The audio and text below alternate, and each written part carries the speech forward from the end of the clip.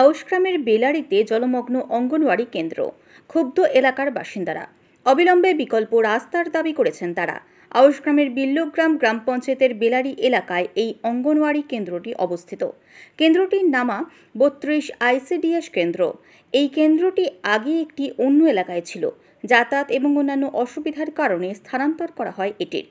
2015-16 আর্থিক বর্ষে কেন্দ্রটিকে নতুন করে গড়ে তোলা হয়, কিন্তু বাসিন্দাদের অভিযোগ এই কেন্দ্র গড়ার সময় অপরিকল্পিতভাবে এটি নিচু জমিতে তৈরি করা হয়। বছরের বেশ কয়েক মাস কেন্দ্রটিতে জলের কারণে সমস্যা বাড়ে। একটু জল বাড়লেই রাস্তাটি ডুবে যায়। সেই জলমগ্ন রাস্তা পেরিয়ে বাসিন্দাদের যাতায়াত করতে হয়। সমস্যায় পড়ে ছাত্রছাত্রীরা। আজ স্কুলে চাল আলু বিতরণ ছিল। অভিযোগ আর ক্ষোভ প্রকাশ করেন অভিভাবক আর এলাকার বাসিন্দারা। তারা চান অবিলম্বে বিকল্প ব্যবস্থা হোক, রাস্তা ঠিক করা হোক। অন্যদিকে বিল্লগ্রাম পঞ্চায়েতের প্রধান টুম্পা মেটি জানান, এই সমস্যার কথা বাসিন্দারা তাকে জানিয়েছেন। তিনি ঊর্ধ্বতন কর্তৃপক্ষের কাছে বিষয়টি জানিয়েছেন।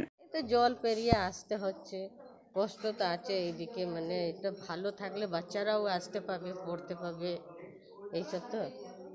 কতদিন ধরে দেখছেন এইভাবে জলে ডুবে আছে?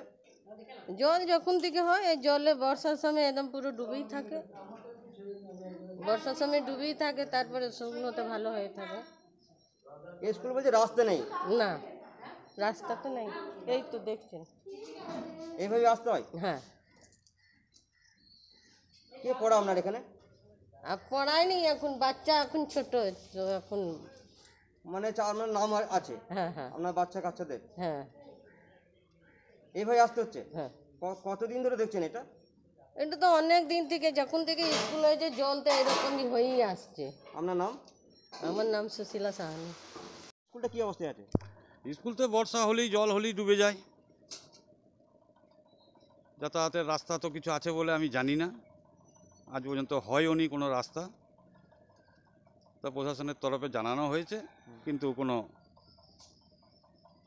রাস্তার তৈরির কোনো চিন্তা ভাবনা কই এখনো পর্যন্ত দেখিনি।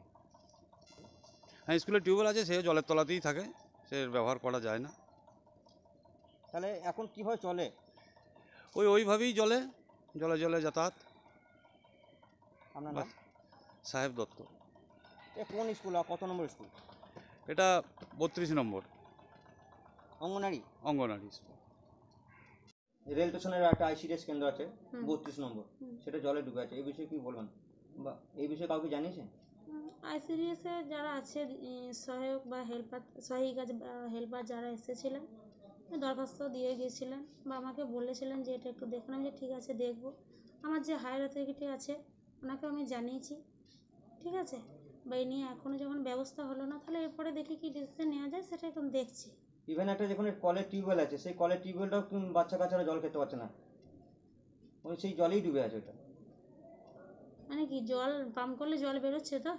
জল বেরোচ্ছে, কিন্তু কলটা কিন্তু পুকুরে জলের মধ্যে সেটা ডুবে আছে। আচ্ছা, বেশ ঠিক আছে, দেখছি ব্যবস্থা নিয়ে কি পজিশনে আছে। এবং ওই আইসিডির যে কেন্দ্রটা তৈরি হয়েছে সেখানকার নাকি রাস্তা নেই, এই বিষয়ে কি বলুন? ঠিক আছে, রাস্তা যখন নেই সেটা আমাদেরকে দেখতে হবে পঞ্চায়েত থেকে, যে আমরা কী ব্যবস্থা নিতে পারি, কী সিদ্ধান্ত নিতে পারি। যেসব গার্জেনরা আসছে তারা খুব কষ্ট করে আসছে এবং অন্য জায়গাতে ঘুরে আসছে এবং জলের উপর দিয়ে আসছেন।